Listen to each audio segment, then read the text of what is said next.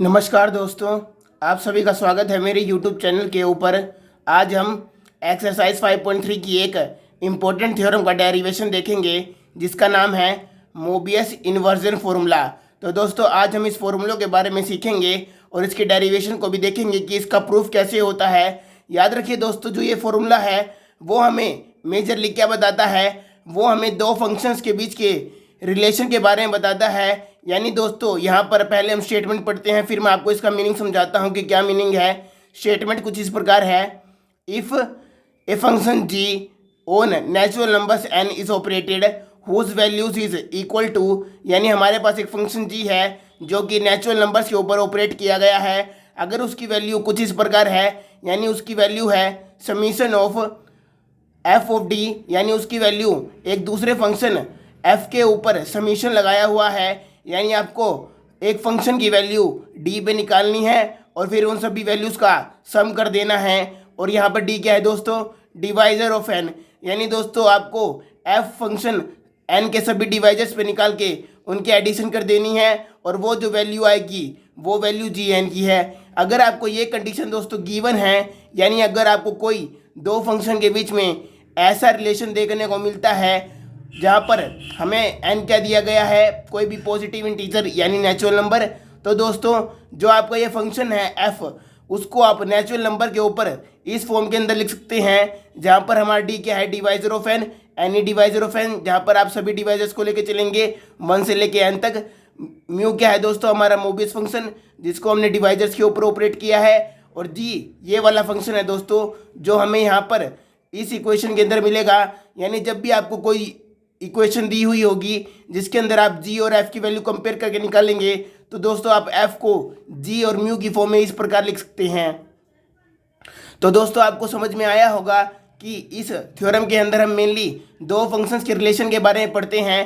पहले आप इस थ्योरम का प्रूफ देख लीजिए दोस्तों, फिर मैं आपको एग्जाम्पल के साथ समझाऊंगा कि आपको दो फंक्शन किस तरीके से दिए मिलेंगे या आप इस फॉर्मूले का यूज़ कैसे कर सकते हैं। ये फॉर्मूला अर्थमेटिक कैलकुलेशंस के लिए बहुत काम आता है दोस्तों। तो हम इसका प्रूफ बाद में, जो हमने अब तक नंबर थ्योरी के अंदर कुछ फंक्शंस पढ़े हैं उसके ऊपर देखेंगे। इससे पहले हम इसकी डेरिवेशन कर लेते हैं। तो आइए शुरू करते हैं।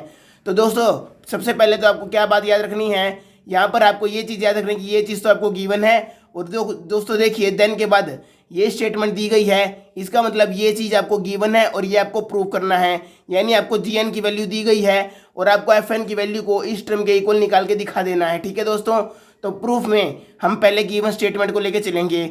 अब दोस्तों एफ एन को इस वैल्यू के इक्वल प्रूव करने के लिए हम क्या करेंगे, हम इस वैल्यू की, इस स्टेटमेंट की जो वैल्यू है, यानी हम लेफ्ट हैंड साइड को लेके चलेंगे, यानी इस वाली साइड को हम लेके चलेंगे और उसको इस साइड के इक्वल दिखा देंगे। हम ये वाली साइड कंसीडर करेंगे राइट हैंड साइड, और राइट हैंड साइड को एफ एन के इक्वल दिखा देंगे, तो हमारे फॉर्मूला प्रूव हो जाएगा।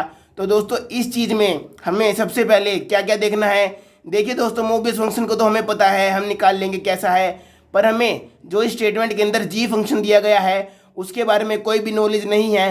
पर दोस्तों याद रखिए, ऊपर आपको पहले ही इस स्टेटमेंट का एक हिंट दिया गया है, यानी आपको इस फॉर्मूले को प्रूव करने के लिए ये चीज़ गिवन है, तो यानी मैं जी की जगह इस चीज़ का यूज़ कर सकता हूँ। तो दोस्तों यहाँ पर याद रखिएगा, डी क्या है, डिवाइजर ऑफ एन, और यहाँ पर एन क्या है, जो यहाँ पर आपको नंबर दिया गया होगा। तो अब आप जी एन बाई डी निकालिए, यानी कि एन की जगह मैं एन बाई डी रखूँगा।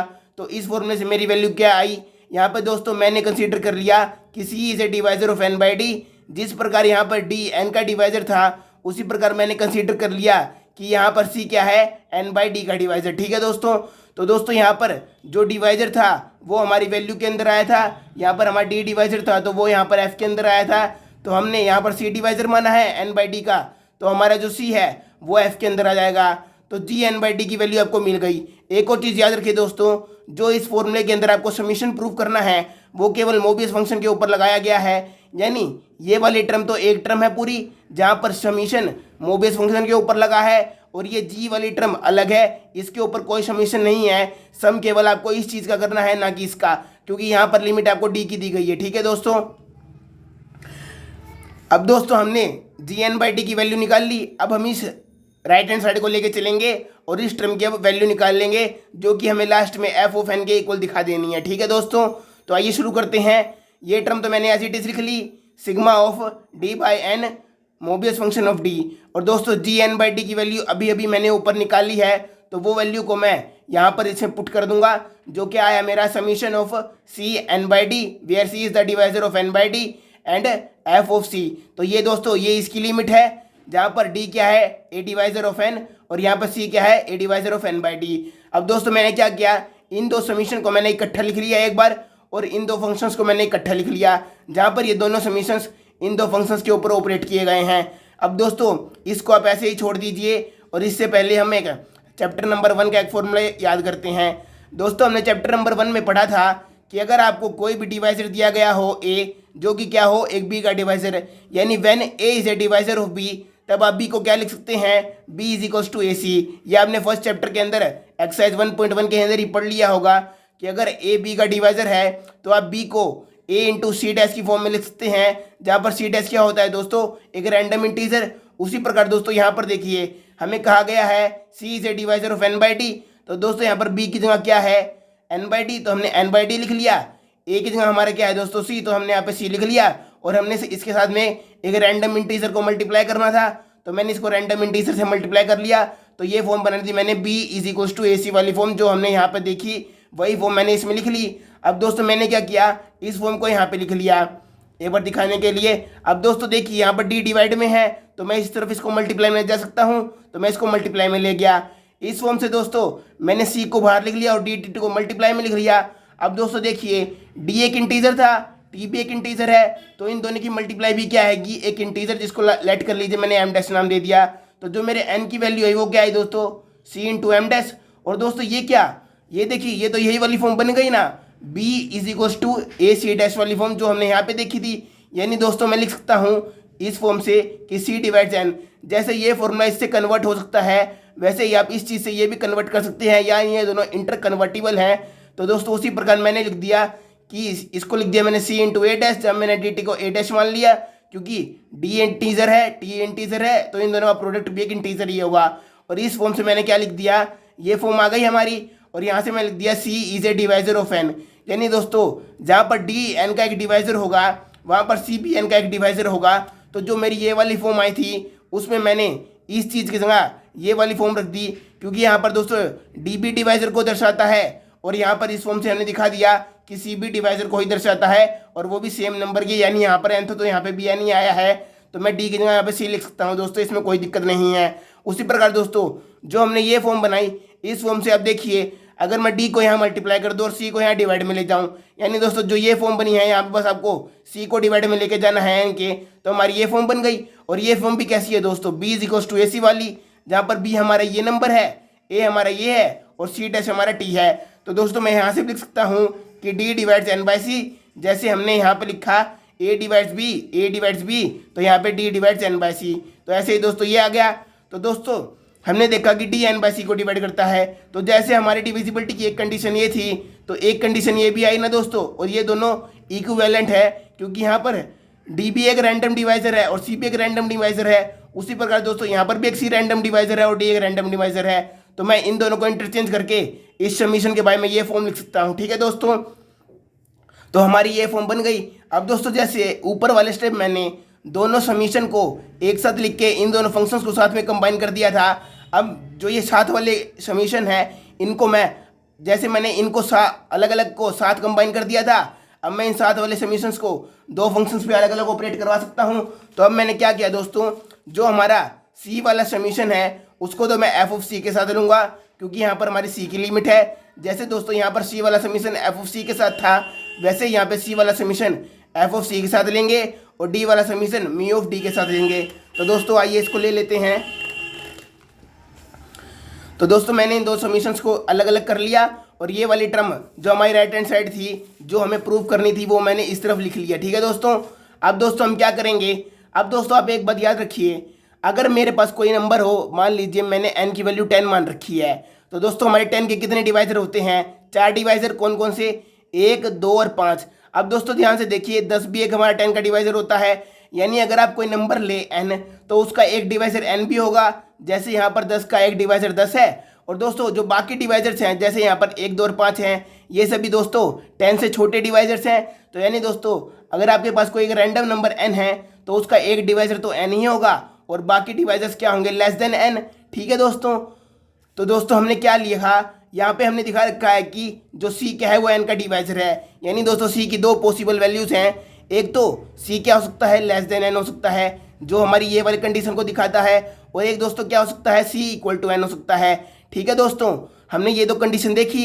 तो दोस्तों अब हम क्या करेंगे, इस समीशन को एक बार तो c इक्वल टू n पे ऑपरेट करेंगे और एक बार c लेस देन n पे ऑपरेट करेंगे। ठीक है दोस्तों, तो दोस्तों पहले मैंने लिख लिया यही समीशन जहाँ पे मेरी पहली लिमिट मैंने क्या पुट की, c is equal to n वाली, यहाँ पे भी c is equal to n और यहाँ पे भी c is equal to n, और ये वाली कंडीशन तो साथ में चली रही है दोस्तों। प्लस हमने देखा दूसरी कंडीशन में कि हमारा c लेस देन n भी हो सकता है, और यहाँ पे तो दोस्तों इस समीशन के अनुसार हमें ये दोनों वैल्यूज कंसीडर करनी पड़ेगी ना, क्योंकि यहाँ पर c कोई भी डिवाइजर है, उसने ये नहीं कहा कि ग्रेटर डिवाइजर है लेस डिवाइजर है, हमें तो दोनों वैल्यू दिखानी पड़ेगी ना। तो हमने इक्वल वाली वैल्यू तो यहाँ पे दिखा दी, प्लस में दोस्तों क्योंकि यहाँ पे समीशन है तो प्लस लगाएंगे, और इस वाली कंडीशन में हमने लेस देन वाली वैल्यू दिखा दी, यानी when c is less than n और c is less than n, ये वो वाली कंडीशन हो गई दोस्तों। अब आप समझ गए होंगे कि मैंने इसको अलग अलग कैसे लिखा।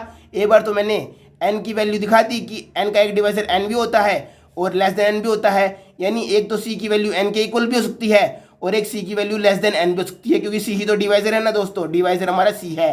तो उसी प्रकार मैंने एक बार तो यहाँ पे इक्वल टू n वाली कंडीशन ले ली, एक लेस देन n वाली कंडीशन ले ली। ऐसा मैंने क्यों किया दोस्तों, अभी मैं आपको बताता हूँ। अब दोस्तों देखिए, इस एक्सरसाइज में हमने मोबिस फंक्शन के बारे में पढ़ा था, और मोबिस फंक्शन के बारे में पढ़ने के बाद हमने क्या पढ़ा था दोस्तों, F Mertens lemma. F Mertens lemma के अनुसार हमें समीशन फंक्शन निकालना आता है डिवाइजर ऑफ एन पे Mobius function of divisor of N का, जिसकी वैल्यू क्या होती है दोस्तों, 1 होती है जब n की वैल्यू 1 होती है और 0 होती है जब n की वैल्यू ग्रेटर देन 1 होती है।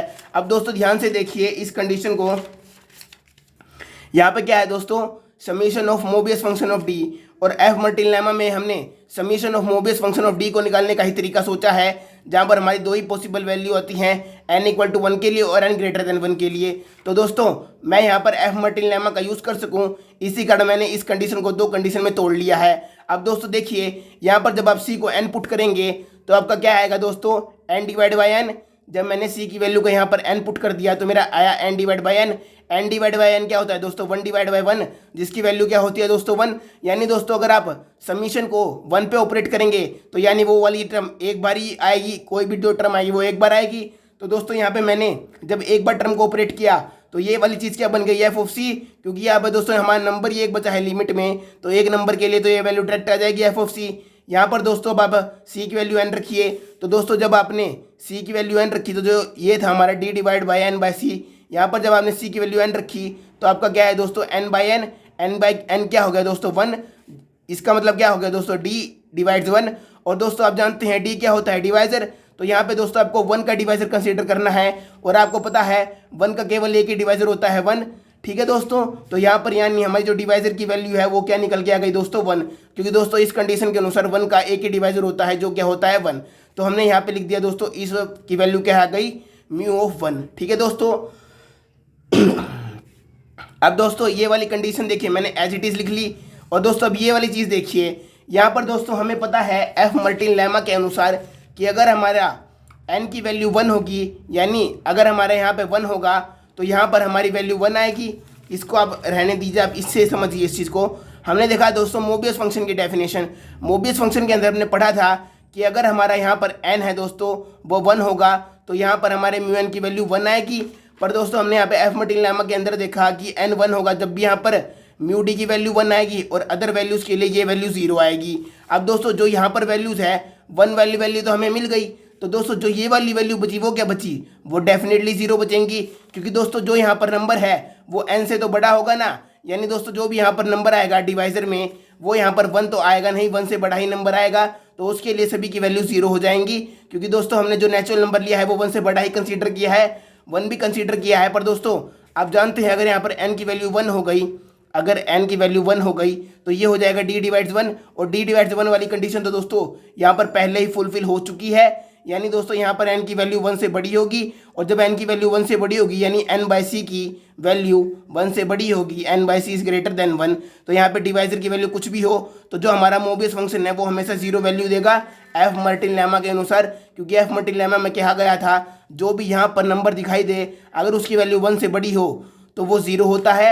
यहाँ पर हमारा डिवाइजर डी था, डी की वैल्यू जो है दोस्तों यहाँ पर c लेस देन n है, तो c लेस देन n का मतलब क्या है दोस्तों, जो n/c की वैल्यू है वो क्या होगी, ग्रेटर देन 1, और जब n/c की वैल्यू ग्रेटर देन 1 होगी, जैसे हमने लेमा में देखा कि अगर n की वैल्यू ग्रेटर देन 1 हो तो म्यू ऑफ डी 0 हो जाएगा। तो जब दोस्तों n/c की वैल्यू ग्रेटर देन 1 होगी इस कंडीशन के अनुसार, क्योंकि दोस्तों आप जानते हैं अगर आप किसी भी नंबर को किसी छोटे नंबर से मल्टीप्लाई डिवाइड करते हैं तो उसकी वैल्यू ग्रेटर देन 1 ही आती है, तो हर हाल में ये कंडीशन ग्रेटर देन 1 देगी वैल्यू, और ग्रेटर देन 1 वैल्यू होने की वजह से एफ मर्टिन लेमा के अनुसार जो ये वाली टर्म है वो 0 बन गई, तो यहाँ पे आ गया मल्टीप्लाई में 0 यूजिंग एफ मर्टिन लेमा। अगर आप 0 के किसी नंबर से मल्टीप्लाई करेंगे तो वो वैल्यू 0 हो जाएगी, तो ये वैल्यू 0 हो गई दोस्तों, बची ये वैल्यू। मोबियस फंक्शन की वैल्यू 1 पे कितनी होती है दोस्तों, हमने पता है मोबियस फंक्शन की वैल्यू 1 पे 1 होती है दोस्तों, जैसे कि हम पहले पढ़ चुके हैं। तो यहाँ पे म्यू 1 आ गया दोस्तों, और दोस्तों क्योंकि यहाँ पर c की वैल्यू n के इक्वल थी जैसे कि हमने फर्स्ट कंडीशन में यहाँ पे रखा था, तो यहाँ पे दोस्तों मैं c की जगह n लिख सकता हूँ, तो मेरा आ गया एफ ऑफ n। तो दोस्तों हमने देखा कि जो हमारी ये वाली टर्म है वो किसके इक्वल आ गई, एफ ऑफ n के, जैसा कि हमें इसके अंदर मोबियस इन्वर्जन फॉर्मूला के अंदर प्रूफ करना था। तो ये दोस्तों आपका हो गया प्रूफ। अब हम कुछ एग्जांपल्स देखेंगे जिससे आपको समझ में आएगा मोबियस इन्वर्जन फॉर्मूला कहाँ लगाते हैं। तो दोस्तों मोबियस इन्वर्जन फॉर्मूला को लगाने के लिए मैं डिवाइजर फंक्शन का यूज करूंगा। दोस्तों आप जानते हैं डिवाइजर फंक्शन क्या होता है, the sum of all the number of all the divisors of N, यानी एन के जितने भी डिवाइजर्स हैं हमें उनकी संख्या को बताएं। दोस्तों आप डिवाइजर फंक्शन को इस रूप में भी लिख सकते हैं, ये आपको बुक में ही मिलेगा, और इसका मतलब मैं आपको बता देता हूँ। जैसे दोस्तों आपका अगर मैं मान लूँ एन मेरा 10 है, अगर एन मेरा 10 है दोस्तों, तो आप जानते हैं 10 के कितने डिवाइजर्स होते हैं, एक तो 10 ही होता है, एक 1 होता है इसका डिवाइजर, एक 2 होता है, एक 5 होता है, यानी 10 के 4 डिवाइजर होते हैं। और दोस्तों यहाँ पर मैंने क्या लिखा है, डिवाइजर ऑफ एन, यानी एक को उतनी बार प्लस करो, समीशन का मतलब क्या होता है प्लस, एक को उतनी बार प्लस करो जितने एन के डिवाइजर हैं। देखिए दोस्तों जब मैं यहाँ पे 10 रखूँगा तो यहाँ पर 10 के लिए 1 प्लस हो जाएगा, जब मैं यहाँ पर अगली बार 1 रखूँगा तो 1 के लिए एक बार और प्लस हो जाएगा, जब मैं अगला डिवाइजर 2 रखूँगा तो यहाँ पर 1 को मुझे 1 बार और प्लस करना है। और उसी प्रकार दोस्तों जब मैं यहाँ पर 5 रखूँगा तो 5n की एक अलग वैल्यू है, उसके लिए मुझे 1 बार और प्लस करना है, यानी दोस्तों मेरा आ गया 4 आंसर।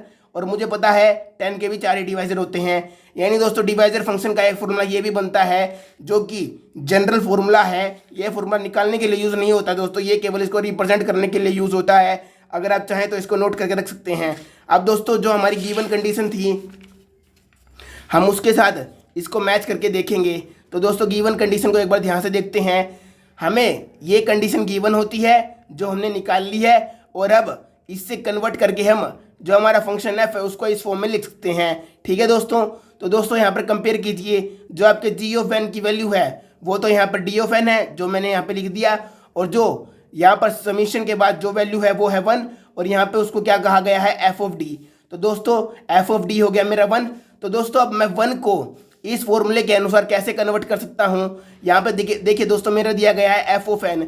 अब दोस्तों जब एफ ऑफ डी की वैल्यू 1 है, क्योंकि ये वैल्यू इंडिपेंडेंट ऑफ डी है, जैसे दोस्तों अगर मैं लिखता F of D is equal to D, तब तो दोस्तों मैं एफ ऑफ एन को एन के इक्वल लिखता, यानी जो वेरिएबल अंदर हो और बाहर हो उनको मैं रिप्लेस कर देता सेम वैल्यू से। पर दोस्तों यहाँ पर तो देखिए एफ ऑफ डी 1 के इक्वल है, यानी दोस्तों एफ ऑफ एन क्या है, वो भी 1 के इक्वल होगा, क्योंकि 1 एक कॉन्स्टेंट वैल्यू है, वेरिएबल नहीं है। अगर यहाँ पर वेरिएबल वैल्यू होती तो यहाँ पर आप डी की जगह डी लिख देते और एन की जगह एन लिख देते। तो दोस्तों जो हमारा एफ ऑफ 1 आएगा वो क्या है, 1।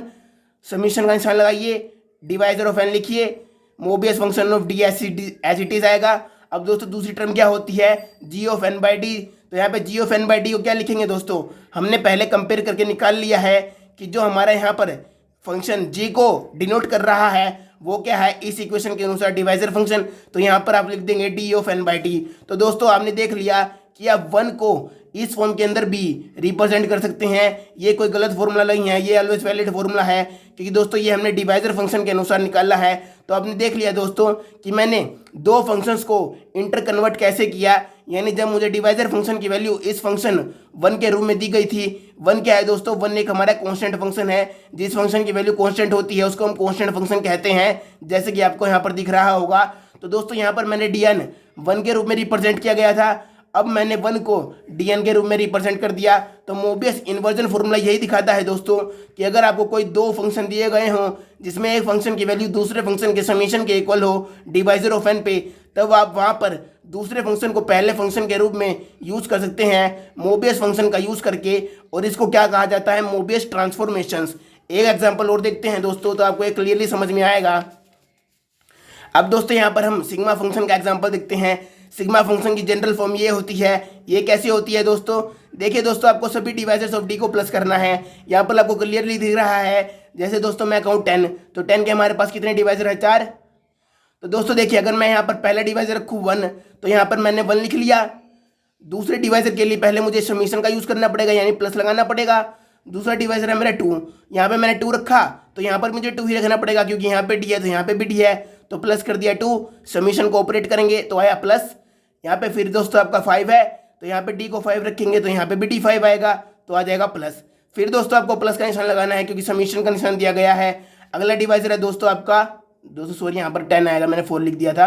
अगला डिवाइजर है दोस्तों आपका 10, तो जब आप यहाँ पे 10 रखेंगे तो यहाँ पे भी 10 आएगा, तो यहाँ पे आ गया दोस्तों 10। इन सभी को प्लस करेंगे दोस्तों आपको क्या मिलेगा, sigma function of N which is the sum of all the divisor of N as it is seen clearly. तो दोस्तों सिग्मा फंक्शन की जनरल फॉर्म ये होती है, आप चाहे तो इसको भी नोट करके रख सकते हैं।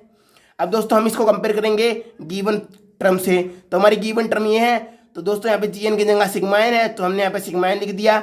यहाँ पे summation function of D by N की जगह क्या है, एफ ऑफ डी, तो दोस्तों यहाँ पर एफ ऑफ डी की जगह आपको क्या दिख रहा है, डी, तो एफ ऑफ डी की वैल्यू आ गई डी। अब दोस्तों हमें निकालना है एफ ऑफ एन, तो दोस्तों ये अगर यहाँ पे एफ ऑफ एन आएगा, अगर यहाँ पे आप एन लिखेंगे तो यहाँ पर भी चीज़ एन आएगी, तो दोस्तों हमारा एफ ऑफ एन क्या हो गया दोस्तों, F of N is equals to N, तो मैंने यहाँ पे लिख दिया एन, ठीक है दोस्तों।